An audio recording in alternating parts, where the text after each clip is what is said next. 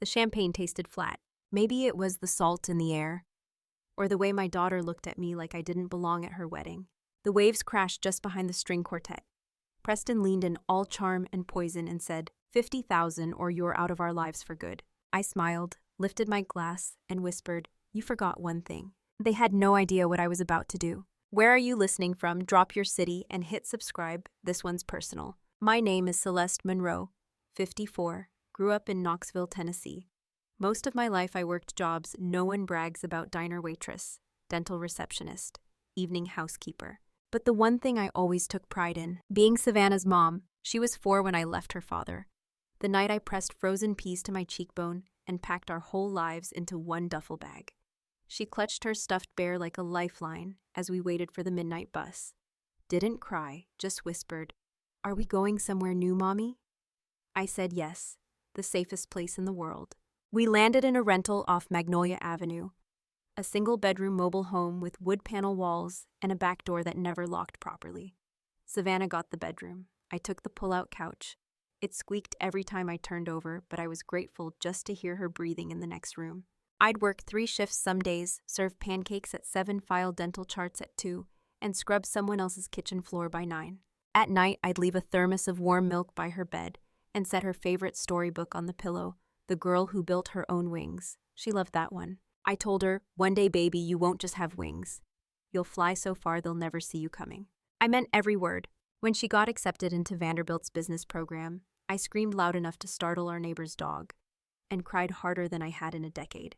I drained my entire savings for her tuition, even dipped into the retirement fund I'd started back when Savannah was still in pull-ups. The night before she moved into the dorms, we sat at the diner. I worked at her favorite booth by the window. She held my hand and said, I'll make you proud, Mom. I swear. And she did. Dean's List, internships, a boutique concept she pitched sophomore year that actually got funding.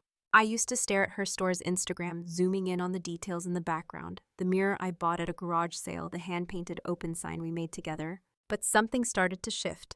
Phone calls became texts. Texts became silence. She stopped coming home for Thanksgiving. Started introducing herself as Savannah Monroe, no mention of me. Once I left a comment under her boutique launch post. So proud of you, sweetheart. She deleted it within an hour. I told myself she was just busy, or trying to impress her new crowd. But deep down I knew, somewhere between her new world and my old one, my daughter had learned how to disappear me softly. Like I'd never been the reason she even got to dream this big. But I stayed quiet.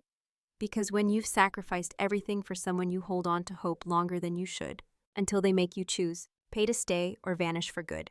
It started small. Savannah began using different words when she talked to me. Words like optics, legacy, and personal brand. She'd just started seeing Preston Whitmore III, yes the third, when the shift began. They met at some networking gala in Charleston. He was 5 years older, wore custom suits, drove a Jaguar, and always smelled like expensive cologne and entitlement. She called me that night, giddy like a schoolgirl. Mom, I think I just met the man I'm going to marry. I laughed, because she sounded happy. But the next time we spoke, it felt different. She corrected the way I said bruschetta, rolled her eyes when I asked what a silent partner was. At dinner one Sunday, I brought over her favorite banana bread, still warm, still wrapped in the same checkered towel since she was 5. She smiled politely, then whispered to Preston. She gets sentimental about things. It's sweet, really. Sweet, like I was a child, or a pet. Preston never said much to me. He'd smile, not ask vague questions about how retirement was treating me, as if I'd ever stopped working. Once I mentioned I was thinking about getting a part-time job at a bookshop nearby. He looked surprised. Oh, Celeste, don't you think it's time to just relax? Relax. When was the last time I'd done that? I watched them, Savannah and Preston, move through the world like they owned it. Her boutique was suddenly rebranding. My name was no longer on the lease documents. She said it was just legal restructuring. Don't worry, Mom, she smiled. You're still a huge part of everything, just behind the scenes. Behind the scenes, I used to be the whole damn scene. And still I didn't push. Because a mother's job, at least how I saw it, was to stay steady even when the ground shifted. But the cracks were showing, in her voice, in her eyes, in the way she kissed me on the cheek like I was someone she respected but didn't really know anymore. Would you have said something then, or like me, would you have waited, hoping they'd remember where they came from? The seating chart was printed on thick ivory cardstock, gold calligraphy, wax seal. Preston's family crest in the corner like this was some royal affair. Savannah handed it to me at brunch one afternoon, flipping through the guest list like it was a spreadsheet. "You're at table 19, Mom," she said, sipping her mimosa. Back corner, but still with a great view of the water. I blinked. Table 19. She didn't look up. We had to group things a certain way for flow. You know, logistics. I didn't know. I only knew that I wasn't sitting with family. Not with her. Not near the dance floor. Not in a single photo op location. Table 19 was practically behind the catering tent. I said nothing, just folded the card and tucked it in my purse. Later that evening, I stopped by Savannah's apartment. She wasn't home yet. I had a key still, though I doubted I'd keep it for long. The place smelled like fresh peonies, and whatever candle Preston liked, something masculine and cold. Her laptop sat open on the kitchen counter screen, glowing. I never meant to snoop, but the notification preview was right there. Preston W. She cannot sit near my parents. Are you kidding? Put her with the vendors or the band. I stared, my hands trembled. Then another message popped up from Savannah. It's fine. She won't even notice. She won't even notice. I had noticed. I noticed everything. The way my daughter flinched when I hugged her in public. The way she edited me out of her stories. The way she let this man decide how much dignity her own mother was allowed to have. I closed the laptop quietly, walked out without saying a word. On the way home, I pulled over to the side of the road, not to cry, not to scream, just to breathe, because I knew now. This wasn't just about a table. This was about erasing me gracefully, like trimming the edges of a photo before framing it. If it were your daughter, would you call her out or swallow the hurt and keep smiling? I couldn't sleep that night. Every time I closed my eyes, I saw table 19 in gold foil, heard Preston's voice, put her with the vendors. The next morning, I told myself I was just going to drop off the wedding favors. That's all. No drama, no confrontation. Savannah wasn't home, but I had the key. Still, the apartment was quiet. Too quiet. Sunlight filtered in through gauzy curtains, casting stripes across the marble countertops. The wedding favors, little jars of local honey with customized labels, were stacked neatly by the fridge. I placed mine beside them. And that's when I noticed it again, her laptop. Still open, no password prompt. One file was highlighted in recent documents. But mom management, Celeste. At first I thought it was a joke, a budgeting list, or maybe a menu. But when I clicked it open, my whole body went cold. There were tabs: visibility control, emotional containment, financial potential, and the worst of all, post-wedding strategy. Under visibility, it listed things like seat far from main tables, avoid photos, no microphone access. Under emotional containment, keep interactions brief, assign handler maid of honor if needed, do not escalate. I kept scrolling, hands shaking. Financial potential, target. Ask $50,000. Avoid exact figures until last minute. Apply emotional leverage, guilt, obligation. And finally, under post-wedding strategy, transition to limited contact. Justify distance with emotional exhaustion. Prepare talking points if asked. At the bottom, a yellow highlighted comment from Preston. End goal, full financial extraction with minimal interference. I don't remember closing the laptop or sitting down. All I remember is the sound of my heartbeat, loud, hot pounding in my ears, like a warning bell. My daughter didn't just drift away. She planned my disappearance, like a business decision, like I was overhead. Not a mother, not a person, just a liability to be managed. I sat there staring at the same kitchen where I used to pack her lunch for middle school, the same space where we danced barefoot to 80s pop songs while making boxed mac and cheese. What would you have done reading those words? Would you forgive her or start preparing for war? I didn't cry. Not then. I sat in my car for an hour, engine off, hands folded in my lap. People think rage feels hot. But the deepest betrayal, it chills you, slows your blood, turns your breath to smoke even in summer air. When I finally moved, I didn't call Savannah, didn't beg for explanation, didn't ask why. I called Nora Patel. We hadn't spoken in months, not since her second divorce, but when she picked up, her voice was the same, firm, grounded. Nora, I need your help, and I need you not to ask questions right now. She didn't hesitate. Where and when? We met that evening at a quiet cafe off Bearden Hill, a place we used to sneak into back in high school, pretending we were older, wiser, untouchable. Now we actually were. I showed her screenshots from the mom management file. Preston's comment. The boutique's bank statements I still had access to because legally I was still a 51% silent partner. Nora flipped through them slowly, her brows furrowing deeper with every page. How recent are these transfers, she asked. Last week. $25,000 into a Shell LLC, Preston's name on the filing. Nora didn't blink. I'll pull the rest. You'll need documentation timestamps and a reason to activate majority rights. I have one, I said. The wedding's in 2 weeks. She paused. You're going to drop this bomb at the wedding? No, I replied. I'm going to detonate it quietly and let the fallout speak for itself. For the next hour, we built a plan. Contingency envelopes, legal triggers, delayed emails set to send at a single phrase I'd text her when the time came. I'd still show up, still smile for the cameras, still play the part of mother of the bride, until the exact second I didn't. Because if they wanted a performance, I'd give them an ending they'd never forget. If someone tried to erase you from your own story, would you walk away quietly or write the final chapter yourself? The night before the wedding, I sat alone on the balcony of the resort suite. The air smelled like salt and hibiscus. Somewhere below, waves slapped against the wooden stilts of the boardwalk. Laughter echoed from rehearsal dinner guests I wasn't invited to join. I sipped lukewarm tea and stared at the lights strung across the palm trees. It should have been the happiest weekend of my daughter's life. And maybe it still was for her. For the version of me she let survive in her curated world, the quiet mom, the grateful observer, the silent source. My fingers traced the rim of the mug as I remembered a night long ago. Savannah, age 7, sick with the flu. I'd called off both shifts, sat on the floor beside her bed, cold compress on her forehead. She looked up at me and whispered, Mommy, will you always be here, even if I don't say thank you? I'll always be here, I'd said. I don't need the words. I just need the truth. Now the truth sat on a USB drive in my purse, in manila envelopes locked in Nora's car, in scheduled emails waiting for my signal.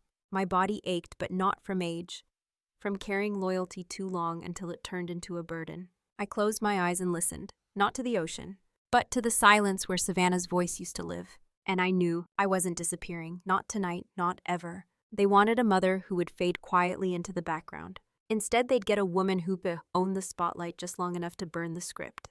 The morning of the wedding, I curled my hair, carefully, deliberately. I wore the navy blue dress Savannah picked for me. Simple and age-appropriate, she'd said.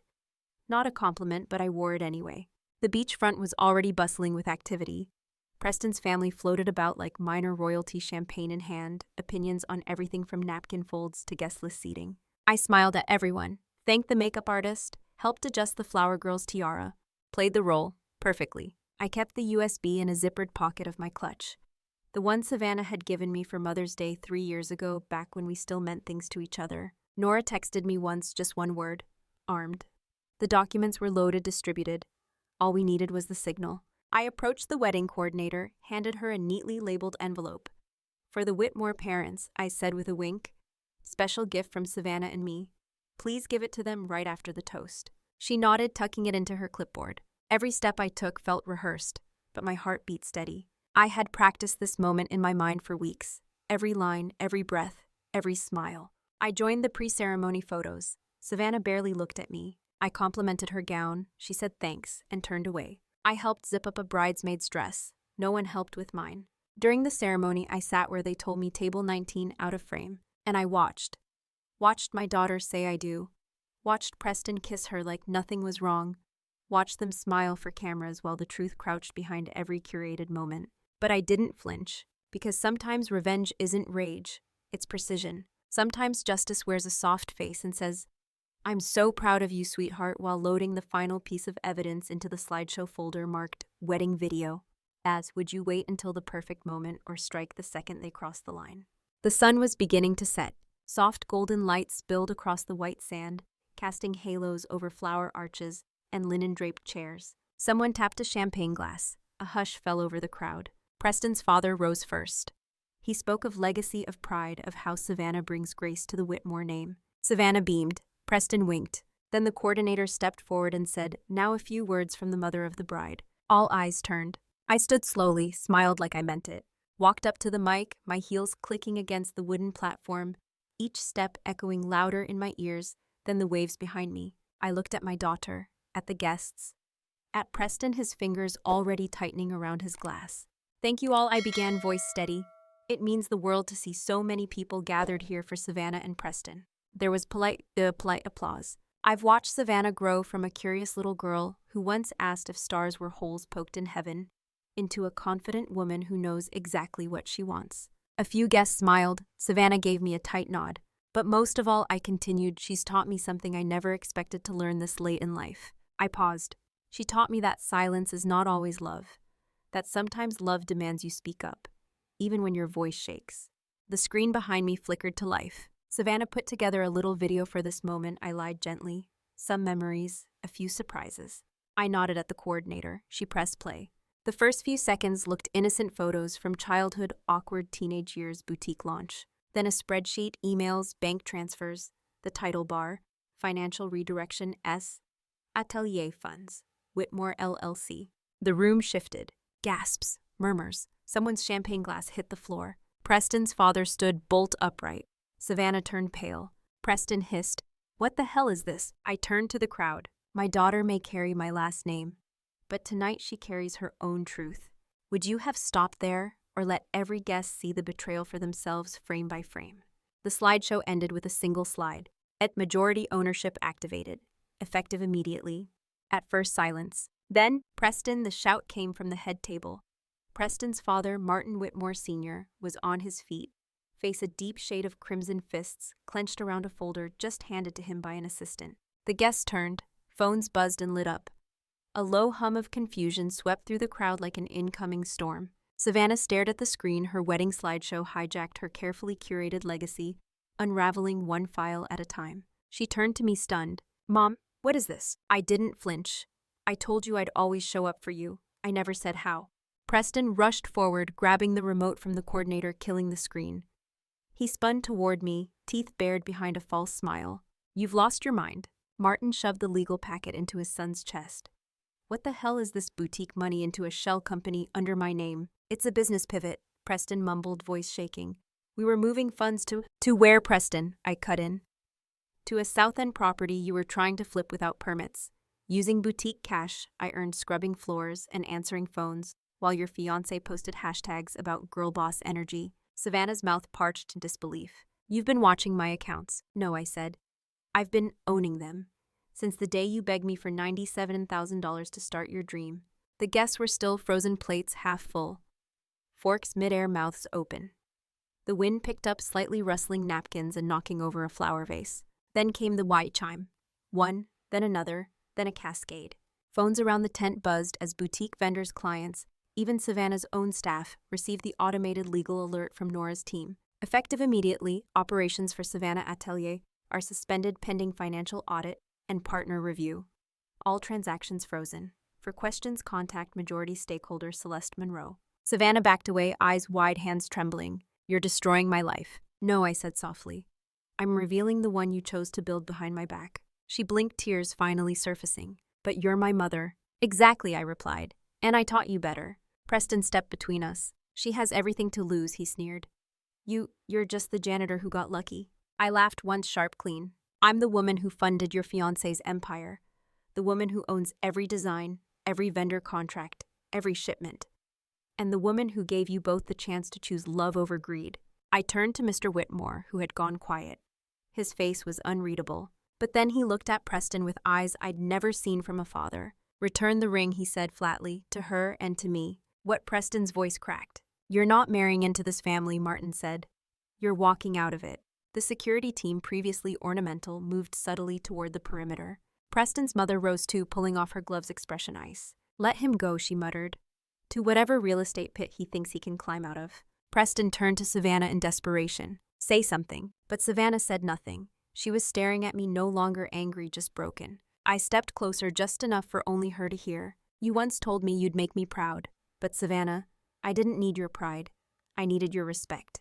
A long silence passed. Then she whispered, "Can you forgive me?" I looked at her for a long time, then said I already did. But forgiveness doesn't mean I forget. Or stay silent. I walked toward the edge of the tent heels, clicking against the floorboards. And I turned one last time. To the guests, I said, voice calm, "I hope you enjoyed the evening. You may now toast to clarity." I raised my glass, not of champagne but of water, because I wanted to remember this moment sober. I stepped off the platform barefoot, letting the cool sand ease the burn from my feet. Behind me, chaos resumed, muffled arguments, camera flashes, someone sobbing. But in front of me, peace. The ocean glowed in the fading light. Waves rolled in without asking permission. And for the first time in years, I wasn't walking on eggshells. I was walking away. Savannah's voice carried faintly through the wind. Mom, what do I do now? I paused, didn't turn back. Just said build something real, from scratch, the way I did. Then I kept walking. Some weddings end with cake. Mine ended with truth. And I wouldn't trade that for any bouquet in the world. If your child asked for everything and left you with nothing, would you stay silent to keep the peace? Or speak up to keep your soul? 3 months later, I opened my own shop. Not in Boston, not near them. In a quiet corner of Savannah, Georgia, where the streets smell like jasmine in spring and the air feels like starting over. It's called True Grace. The name wasn't for me, not entirely. It was for women like me who gave everything and were told it still wasn't enough. Who were erased from family photos but still remembered every birthday, every scraped knee, every whispered dream under a thrift store blanket. The boutique doesn't carry luxury brands. We stock handmade dresses, local candles, and books, written by women who survived things no one clapped for. People stop by, sip tea. They don't rush. Sometimes they cry. One customer told me I come here to remember I still matter. I told her, you always did. You just forgot for a while. As for Savannah, we haven't spoken since that night. I saw online that she shut the boutique down. The page went dark. She disappeared from social media. Maybe she's rebuilding, maybe not. I no longer check, because peace doesn't come from making someone regret losing you. It comes from no longer needing them to. Preston won from the headlines. Rumor says he moved to Florida, tried another real estate scam, got sued. Typical.